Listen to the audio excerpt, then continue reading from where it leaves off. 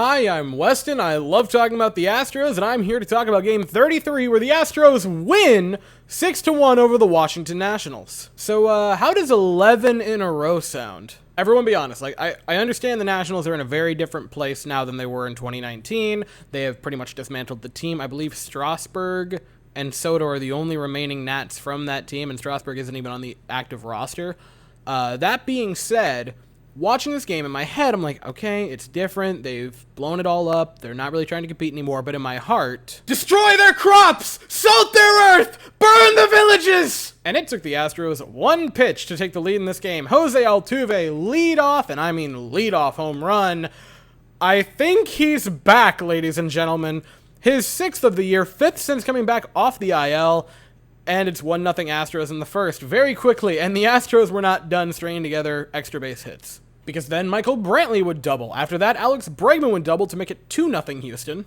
Yordan Alvarez would single, but it was a good one, and Bregman gets to score on that one to make it 3-0. Tucker would pop out, and then Yuli Gurriel would get his first one of the season, a 2-run homer to make it 5-0 Houston. And LaPena finally getting his first home run of the year. He's been close a few times, but finally gets it. I'm amazed it took 33 games for him to get his first. And that was almost it for the Astros offense. Yordan would hit another home run because that's all he does is hit home runs. He would homer in the third inning to make it 6-0 Houston. And that was just about it. In the 7th, I believe, the Nationals would get a force out, so a fielder's choice that would score a run, but they were out of it before they even batted. Now, the Astros offense is strange because we had 6 hits tonight, which isn't a lot. And 5 of them came in the first inning, which isn't great. That being said, you scored all of those runs, so you'll take it. Also, couple that with another gem from the pitching staff.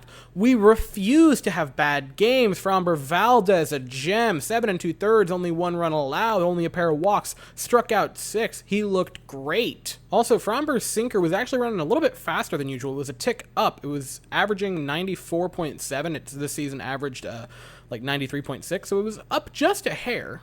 Rafael Montero would come in very briefly in the 8th inning to get out of it, getting 1 whole out on 3 pitches, and then Ryan Presley would have the 9th to end the game. And now the Astros have won 11 consecutive games, slingshotting us from the definition of average, right at 500, 11-11, to 22-11, reclaiming the lead in the American League West, and putting us now with the second most wins, or tied for the second most wins, in Major League Baseball, tied with the Mets at 22, and only behind the Yankees with 23. New York baseball teams are really looking good this year, huh? And so tomorrow the Astros will go for a dirty dozen. We send Christian Javier, the coffee man himself, to the mound, and the Nationals will have Eric Fed to the mound. And that is at 7:05 Eastern, 6:05 Central. I will be here afterwards to talk about it. And that's all I have for the evening. So, thank you all so very much for watching. I hope you all have an absolutely fantastic day, and as always, go Stros.